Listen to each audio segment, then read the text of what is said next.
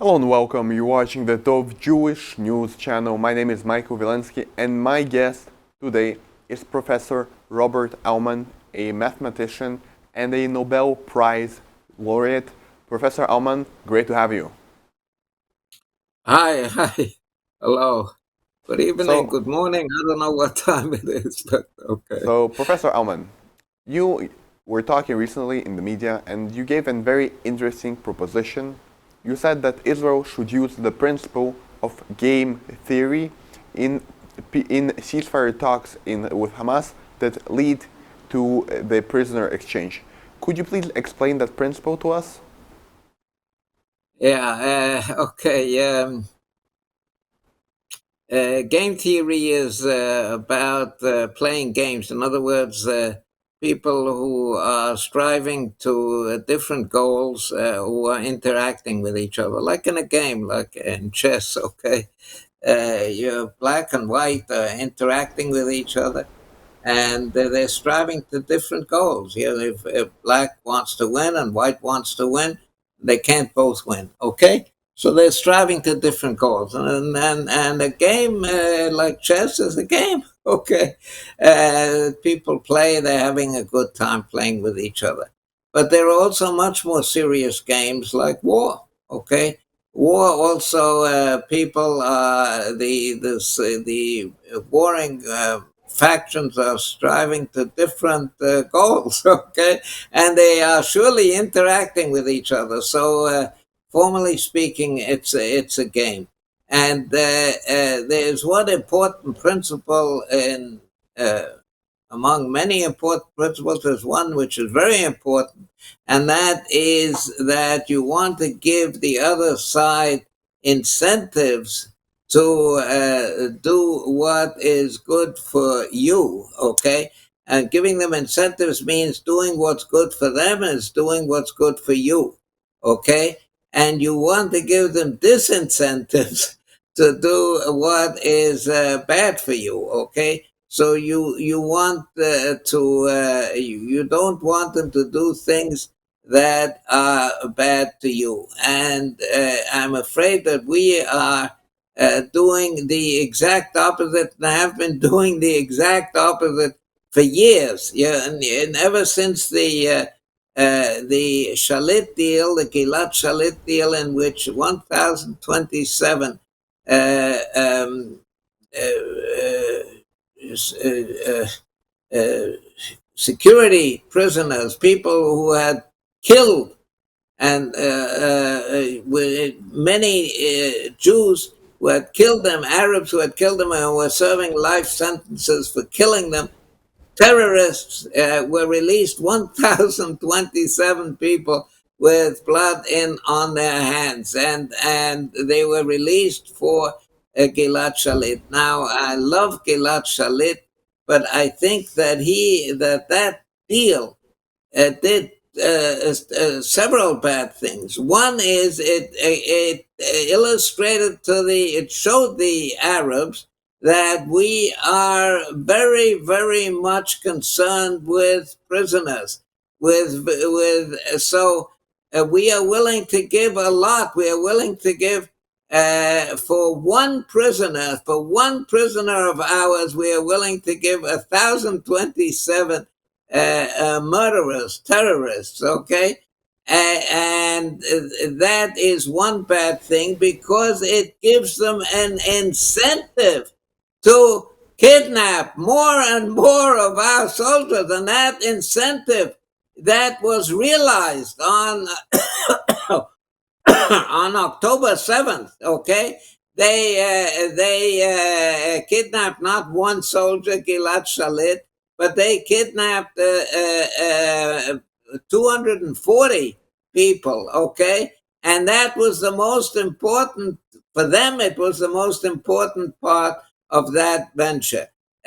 Now, because they are using those, because they know that we care a lot about our people, and that was revealed in the Gilad Shalit thing. So they are willing to kidnap them, and in apparently, from what I hear, that is in exchange for losing the war. Yes, okay, we are willing to lose the war in order to and to have the over 200 people that were killed after October 7th, their lives are given in vain.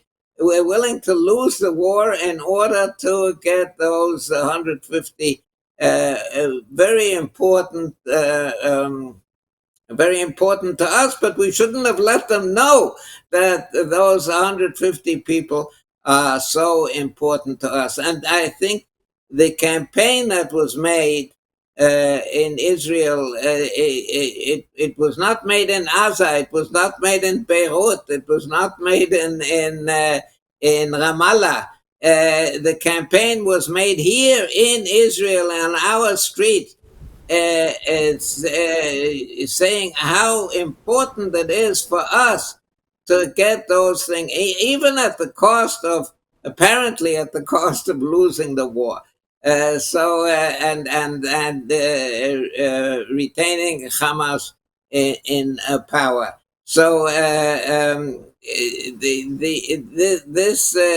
this is absolutely, it's not only against game theory. Game theory is important, but it's not that terribly important. It's common sense. It's common sense that we this campaign for the release of prisoners, which was all over. It was a few days ago. I was in the Knesset, and all over you have pictures of the Hostages. kidnapped people. And it makes a bigger impression on Hamas how much we want them, and they are willing to. It hardens their bargaining position. Okay, so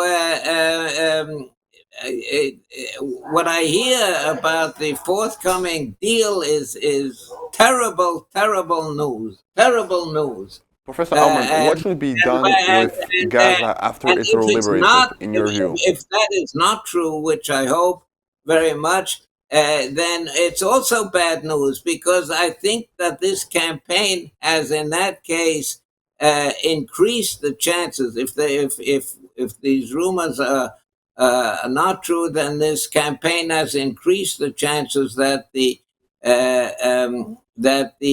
kidnapped people will not survive, because it hardens the Hamas position.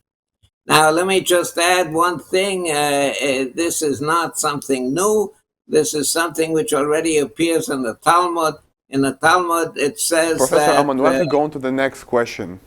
I want to ask yeah. you, in your view, what should be done in Gaza after Israel liberates it? What should be the solution? Oh, I think whatever is done, I can't dictate a specific solution, but whatever is done, we must remain in Gaza. But it looks like we're not going to remain. Okay, it looks like we are giving up on the fighting. But if the war continues, if this deal with the which is being proposed with about the kidnapped, in other words, that we stop the war, and if we stop it for 30 days, we stop it completely. I mean, what was told, what is being rumored, is that the deal will be to release the hostages for a in order for a 30-day ceasefire. There's no such thing as a 30-day ceasefire. If there's a 30-day ceasefire, the war is over and we've lost it. But assuming that the war continues, that these rumors are incorrect, then if the war continues, then we will presumably win. We will remove Gaza, and we whatever solution is proposed, it cannot involve the IDF leaving Gaza. The IDF must remain in Gaza. We cannot rely on the United Nations. We cannot rely on Arabs.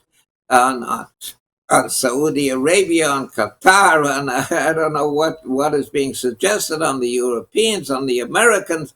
We can't rely on them because they do not have the same incentives that we do. Okay, they are not. And in the past, all peacekeeping forces have failed. Whenever the Arabs threatened some kind of action, then the so-called peacekeeping forces immediately left the scene.